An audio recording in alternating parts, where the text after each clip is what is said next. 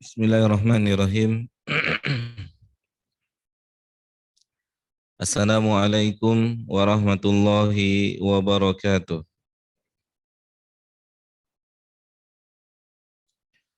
Alhamdulillahi rabbil alamin. Wassalatu wassalamu atamani akmalani alal mab'uthi rahmatan lil alamin wa ala alihi wa ashabihi wa man sara ala nahjihi ila yaumiddin. Amma ba'd. Bapak Ibu yang dimuliakan oleh Allah Subhanahu wa taala, kita memuji Allah Subhanahu wa taala karena masih diberikan kesempatan oleh Allah Subhanahu wa taala untuk melakukan kebaikan, ketaatan sebagai bekal untuk pulang kampung kita suatu ketika nanti. Dan kita berdoa kepada Allah semoga Allah Subhanahu wa taala menerima usaha-usaha yang telah kita lakukan selama ini dalam rangka mengumpulkan bekal pulang kampung, dan kita berdoa pada Allah Subhanahu wa taala semoga Allah Subhanahu wa taala berkenan memberikan kita semua keistiqomahan, kemudahan untuk mengumpulkan kebaikan-kebaikan sampai akhir usia kita masing-masing. Salawat dan salam semoga Allah Subhanahu wa taala senantiasa memberikan dan mencurahkan kepada Nabi kita tercinta Nabi Muhammad sallallahu alaihi wasallam, kepada keluarganya, kepada para sahabatnya, dan kepada siapa saja dari umatnya yang istiqomah mengikuti ajaran beliau sampai hari kiamat nanti. Bapak Ibu yang dimuliakan oleh Allah Subhanahu wa taala, satu hal yang harus kita miliki dalam kehidupan kita di atas permukaan bumi ini sebagai hamba Allah, yaitu senantiasa berprasangka baik kepada Allah Subhanahu wa taala. Yang mana Allah sendiri mengabarkan di dalam Al-Qur'anul Karim, tepatnya dalam surah Yunus ayat yang ke-44, Allah mengatakan, innallaha la yadhlimun nasa syai'a. Allah Subhanahu wa taala mengabarkan kepada kita bahwasanya Dia tidak menzalimi manusia sedikit pun. Dia tidak menzalimi manusia sedikit pun. Para ulama menyebutkan kenapa lafaz ayat ini disebutkan manusia secara khusus. Para ulama mengatakan dikarenakan makhluk yang lain selain manusia itu tidak ada yang pernah komplain sama Allah. Mereka semua makhluk selain manusia adalah makhluk yang tunduk dan patuh pada Allah, menerima seluruh yang Allah tetapkan untuk mereka. Maka Allah mengabarkan dalam ayat yang mulia ini, sesungguhnya Allah tidak menzalimi manusia sedikit pun. Kalau kita bertanya, kenapa hanya manusia yang disebutkan? Karena yang membangkang manusia, karena yang protes manusia, karena yang tidak beribadah manusia.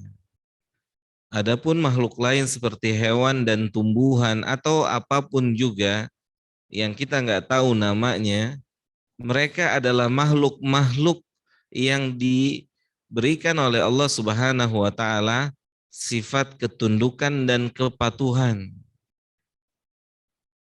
Yang Allah menyebutkan di dalam Al-Qur'an seluruh makhluk yusabbihu lillahi ma fis samawati wa ma fil ardi. Senantiasa bertasbih memuji Allah, menyanjung Allah seluruh makhluk yang ada di langit dan yang ada di bumi. Semuanya. Allah yang mengabarkan kepada kita. Kemudian Allah mengabarkan dalam surat Yunus ini bahwasannya dia tidak pernah menzalimi manusia sedikit pun. Tidak ada keputusan Allah yang menzalimi manusia. Allah tidak menzalimi manusia saat dia miskin. Allah tidak menzalimi manusia saat dia sakit. Allah tidak menzalimi manusia saat dia susah. Tidak ada keputusan Allah yang menzalimi manusia. Tidak ada ketetapan Allah yang menzalimi manusia.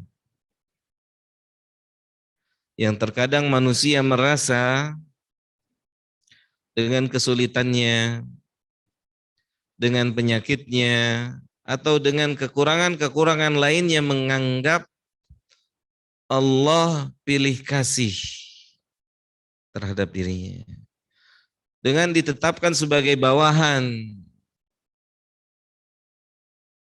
tidak sedikit mereka berprasangka buruk pada Allah. Kenapa saya sebagai bawahan, yang lain sebagai atasan?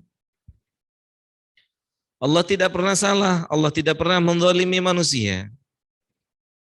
Saat kita ditetapkan sebagai orang, sebagai manusia yang berjenis kelamin laki-laki dan sebagian wanita, maka Allah tidak salah, Allah tidak menzalimi.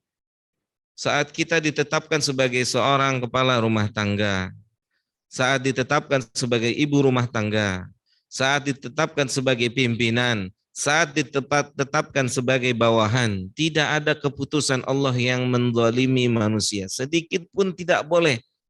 Tidak boleh kita berprasangka buruk pada Allah. Sedikit pun tidak boleh. Allah mengabarkan innallaha la yadhlimun nasa syai'a. Jamaah yang dimuliakan oleh Allah Subhanahu wa taala. Ketika kita mendengarkan atau menyimak ayat yang mulia ini, maka satu pelajaran di antara pelajaran yang terdapat di dalam ayat yang mulia ini, itu senantiasa kita harus berprasangka baik, berhusnudzon pada Allah terhadap apapun keputusan Allah pada diri kita masing-masing. Kita akan perinci sedikit. Saat manusia ditetapkan oleh Allah terlahir di muka bumi ini dengan kekurangan. Kekurangan secara fisik. Misalnya terlahir tidak memiliki dua buah mata. Kalau kita lihat, kalau kita menilai hanya dari sisi lahiriah saja, dari sisi duniawi saja, tidak melihat dari keterangan syariat, maka kita akan mengatakan Allah begitu teganya menciptakan satu makhluk yang bernama manusia tidak diberikan kedua buah bola mata. Tapi kalau kita menengok dan melihat keterangan dari Allah sendiri ataupun keterangan dari Nabi kita Shallallahu Alaihi Wasallam, ternyata Allah atau Nabi mengatakan manusia yang terlahir atau manusia yang diambil kedua bola matanya oleh Allah di permukaan bumi ini, baik dia tidak bisa melihat dari semenjak lahir atau dia tidak bisa melihat sesudah dia lahir, mengalami penyakit misalnya, Allah katakan, kalau dia ridha terhadap keputusan Allah ini, maka dia telah memiliki mahar untuk masuk surganya Allah. Untuk masuk surganya Allah, Allah akan gantikan kedua buah bola matanya tersebut dengan surga. Apakah ada kezaliman di sini? Maka ketika kita memahaminya secara universal, secara komprehensif, tentang takdir Allah, maka tidak akan pernah mungkin kita mengatakan Allah zalim. Tidak akan pernah mungkin kita mengatakan ada keputusan Allah yang salah. Atau jamaah yang dimuliakan oleh Allah Tabaraka wa Ta'ala, jika ada seseorang yang ditetapkan oleh Allah, ditakdirkan oleh Allah memiliki penyakit-penyakit yang lainnya, yang bahkan penyakitnya sampai menghilangkan nyawanya, apakah kita akan mengatakan Allah zalim, Allah salah, Allah keliru? Wallahi tidak jamaah. Tidak. Bukankah salah satu doa yang diajarkan oleh Nabi kita Sallallahu Alaihi Wasallam saat kita mengunjungi orang sakit, kita mengatakan apa Pak? La ba'sa tahurun insyaallah. Tahur. Bukankah dengan penyakit-penyakit itu Allah Subhanahu wa Ta'ala menginginkan menghapus dosa-dosa kita? Yang mau nggak mau, suka nggak suka, kita akan menghadap di hadapannya suatu hari nanti. Kalau berhadapan dengan Bapak Ketua Mahkamah Agung, Mahkamah Konstitusi, atau pimpinan-pimpinan lainnya, manusia begitu tegangnya dan tidak sedikit yang mengeluarkan keringat. Bagaimana berhadapan dengan Sang Pencipta alam semesta ini? Yang suka tidak suka, yang mau tidak mau, kita harus berhadapan dengannya. Setiap kita, semuanya berhadapan dengannya untuk mempertanggungjawabkan lahiriah dan batiniah kita di hadapan Allah Subhanahu wa Ta'ala. Tentu salah satu kasih sayang Allah kepada makhluknya, terutama makhluknya yang bernama manusia, Allah tetapkan apa yang namanya penyakit. Yang bisa jadi dengan penyakit-penyakit itu, sebagaimana disabdakan oleh Nabi kita Muhammad SAW, penyakit itu menggugurkan dosa. Yang Nabi sampai mengatakan jika orang ridho dengan penyakitnya, hatta jika penyakitnya sampai menghilangkan nyawanya, maka dia akan berhadapan dengan Allah tanpa membawa dosa sedikit pun. Ya subhanallah. Ya subhanallah. Maka ketika kita mampu dan bisa menyikapi apa yang telah Allah tetapkan untuk kita dengan sebenar-benarnya, maka tidak akan pernah mungkin kita berkata Allah zalim, Allah keliru, Allah salah. Nanti kita semua akan merasakan bagaimana kasih sayang Allah kepada makhluk-makhluknya. Di suatu hari yang kita tidak bisa meminta tolong pada siapa-siapa, hatta kita nggak bisa minta tolong pada orang tua kita. Bukankah Allah mengatakan yauma yafirrul mar'u min akhi wa ummihi wa abi wa sahibatihi wa bani likulli imri'in minhum yawma idzin sya'nun yughni. Allah mengabarkan pada kita jemaah. Pada hari itu di saat persidangan kita harus menghadap Allah satu-satu. Tidak ada anak yang ingat pada bapak dan ibunya. Tidak ada ibu dan bapak yang ingat pada putra-putrinya. Tidak ada kakak ingat pada adiknya. Tidak ada adik ingat pada kakaknya. Semuanya harus bertanggung jawab sendiri-sendiri. Di hadapan Allah. Laisa bainahu wa bainallahi turjumanun.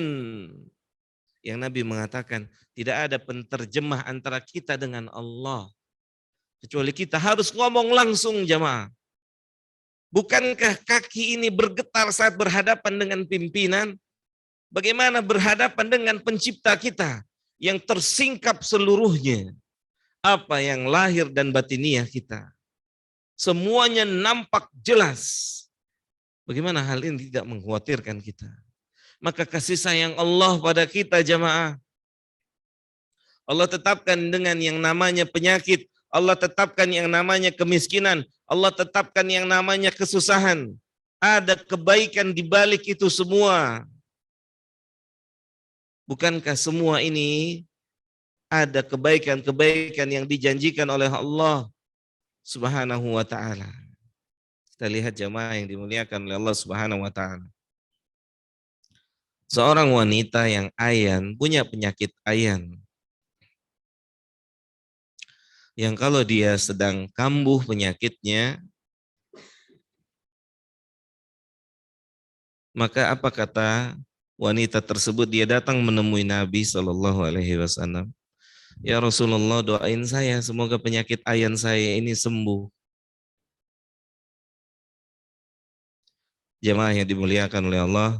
Kemudian Nabi mengatakan, doa Nabi dikabul atau tidak, Pak?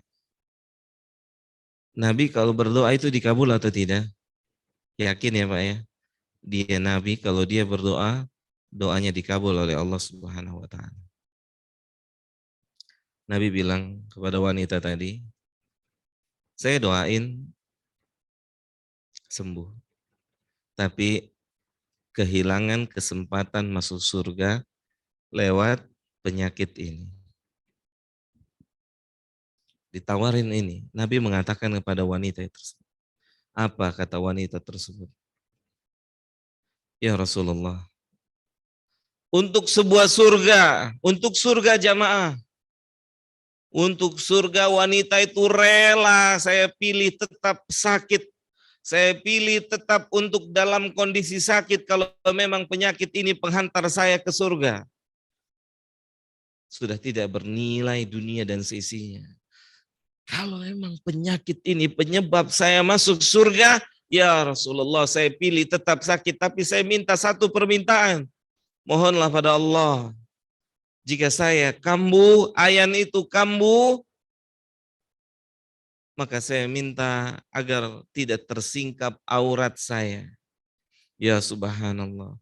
Orang yang mengerti tentang hakikat kehidupan dunia dan akhirat. Sang wanita, saat Nabi mengatakan penyakit yang engkau derita adalah satu tiket buat dirimu menuju surga Allah Subhanahu wa taala. Ya subhanallah. Maka wanita tersebut berkata, ya Rasulullah, kalau memang demikian, maka saya rela, saya rela menerima keputusan Allah ini berupa penyakit ayan. Kalau memang itu adalah salah satu tiket untuk saya masuk surga. Dia rela, dia ridho. Dan hilang dalam hatinya prasangka buruk pada Allah Subhanahu wa taala. Kemudian jamaah yang dimuliakan oleh Allah Subhanahu wa taala. Nabi pernah mengatakan kembali kepada manusia-manusia terkhusus yang ditakdirkan oleh Allah Subhanahu wa taala terlahir di atas permukaan bumi ini hidup dengan penuh kekurangan materi. Sulit hidupnya. Maka jangan pernah siapapun manusia yang Allah tetapkan sebagai bawahan, sebagai orang susah, sebagai orang yang sangat susah di atas permukaan bumi ini, maka jangan sampai pernah hati ini berprasangka buruk pada pencipta kita jamaah. Walaupun satu hari, walaupun 2 hari, mulut ini pernah tidak merasakan makanan dan minuman. Bukankah Nabi Shallallahu Alaihi Wasallam beliau mengatakan, innal masakin, sesungguhnya orang-orang miskin. Nabi yang mengatakan, la yadkhulunal jannah qabla al-aghniya binisfil yaumi.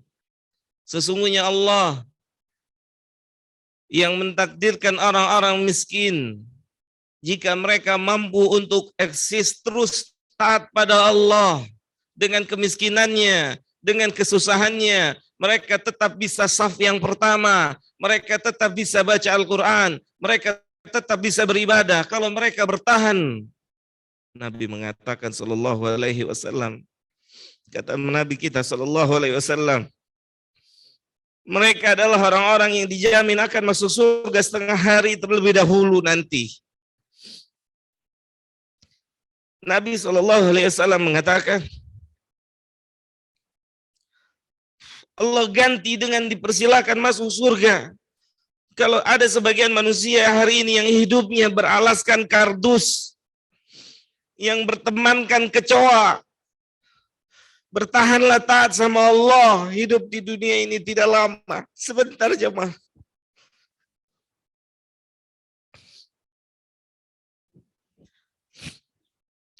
Nabi mengatakan mereka dijamin masuk surga setengah hari terlebih dahulu. Maka semoga Allah Subhanahu wa taala memberikan kita semua senantiasa prasangka baik kepada apapun yang diputuskan oleh Allah untuk kita semua.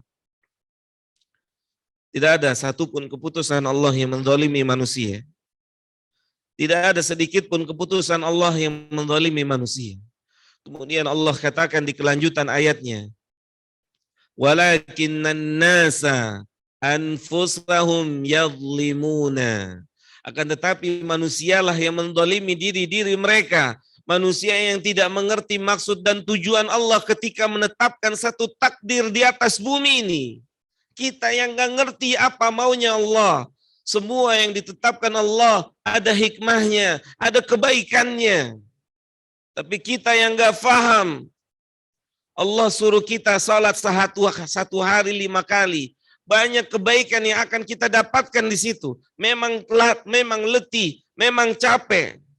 Allah tetapkan puasa di bulan Ramadan, letih, capek. Allah tetapkan haji, keluar duit, keluar biaya, capek. Tapi banyak hikmah, banyak kebaikan. Maka pertahankanlah prasangka baik kepada Allah Subhanahu wa taala. Semoga Allah Subhanahu wa taala senantiasa memberikan kita semua prasangka yang baik kepada Dia dengan apapun keputusan yang Dia tetapkan untuk kita masing-masing. Mungkin ini yang bisa saya sampaikan. Kurang lebihnya mohon maaf. Wassallallahu ala nabiyina Muhammadin wa ala alihi wa sahbihi ajmain. Jika ada yang mau bertanya, masih ada waktu ya, Pak?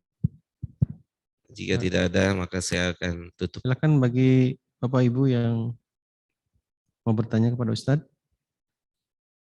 Lalu hijau mungkin Charlie ada yang bertanya nggak ada?